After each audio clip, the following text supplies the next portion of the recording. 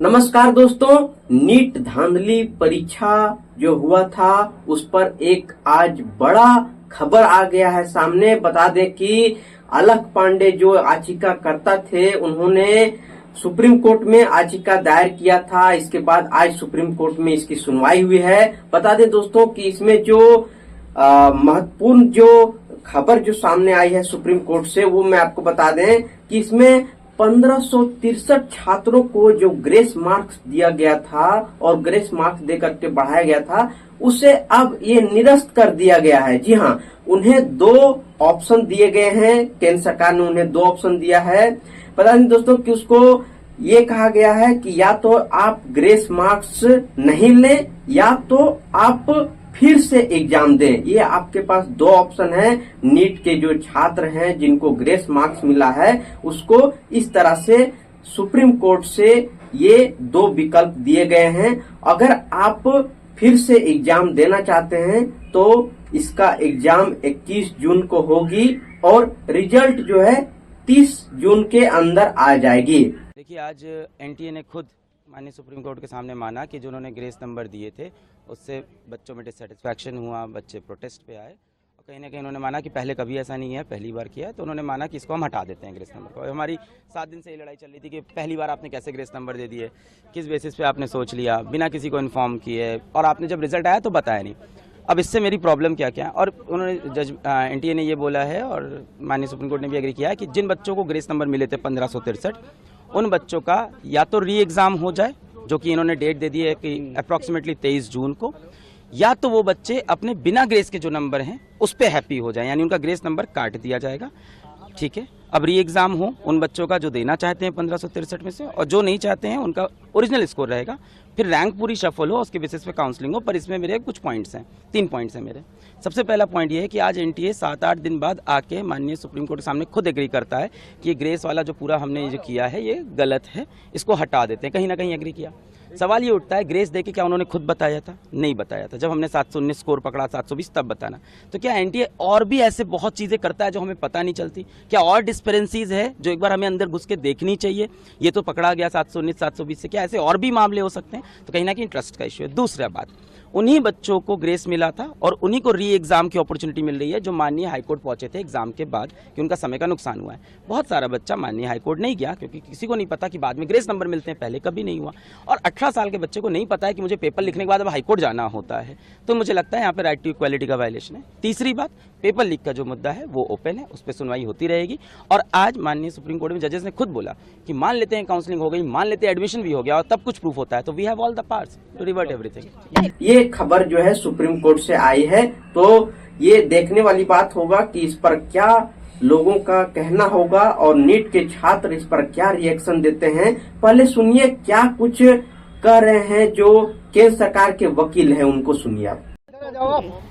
The court, we filed PIL regarding this NEET examination. There were various issues which we have raised on behalf of lakhs of students. The main issue was this paper leak and the other malpractices which has been followed by the NTA. And now today they have admitted their mistake, stating that yes, those grace marks, regarding those grace marks, we are going to conduct the re-examination, which means there was something which was amiss, and now they have taken note of it, and that's why the court has also directed that re-examination will be done on 23rd of June. इस मामले पर फिर याचिकाकर्ता जो अलख पांडे हैं उन्होंने भी प्रतिक्रिया दी है। उन्होंने भी जो माननीय न्यायालय है उनको धन्यवाद किया है। लेकिन छात्रों का कहना है कि अगर इस परीक्षा में धांधली हुआ है तो पूरी परीक्षा को निरस्त क्यों नहीं किया गया। और उनका ये मानना है कि अगर इतने बच्चे टॉपर हो सकते हैं तो सिर्फ ये ग्रेस मार्क्स की वजह से तो नहीं हो सकते ना। इसमें बच्चों का कहना है कि ये पेपर लीक का मामला है जो पूरी तरह से प्रभावित कर रहे हैं, हमारे अधिकार का उल्लंघन कर रहे हैं, इसीलिए ये पूरी परीक्षा निरस्त होना चाहिए। लेकिन सुप्रीम कोर्ट ने इसे खारिज कर दिया और सिर्फ जो ग्रेस मार्क्स दिए गए थे उन्हीं छात्रों को फिर से एग्जाम देने को मौका मिलेगा। अगर वो फिर से एग्जाम नहीं देना चाहते हैं तो ग्रेस मार्क्स हटा करके जितना उसे मार्क्स प्राप्त हुए हैं वो स्वीकार करना होगा। तो ये खबर जो आई है वहां से आई है। पता है कि धर्मेंद्र प्रधान ने भी, जो शिक्षा मंत्री है, उन्होंने प्रेस कॉन्फ्रेंस किया है। क्या कहा उन्होंने, सुनिए उनको। आपको स्पष्ट करूं, देयर इज नो करप्शन। ये जो एक वातावरण बनाई जा रही है कि बहुत बड़ा एनामोली हुई है नीट के संबंध में, पिछले दिनों में नीट में आपकी जानकारी के लिए बताऊं 24 लाख स्टूडेंट्स अपीयर करते हैं।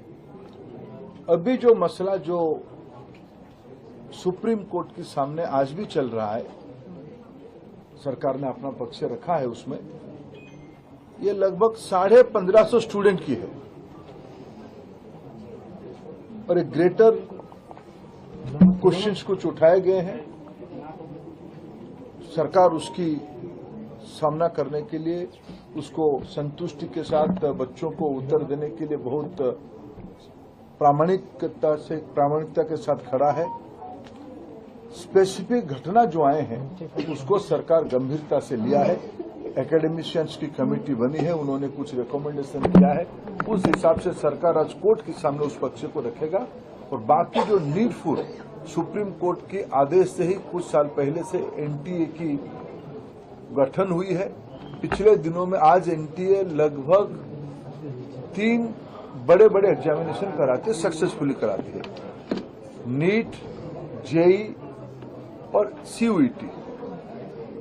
इतने बड़े देश में जब 13 लैंग्वेज में एग्जामिनेशन होगा, विश्व की कई देशों में एग्जामिनेशन सेंटर होगी, कई प्रकार के स्टूडेंट्स उसमें पार्टिसिपेट करते हैं।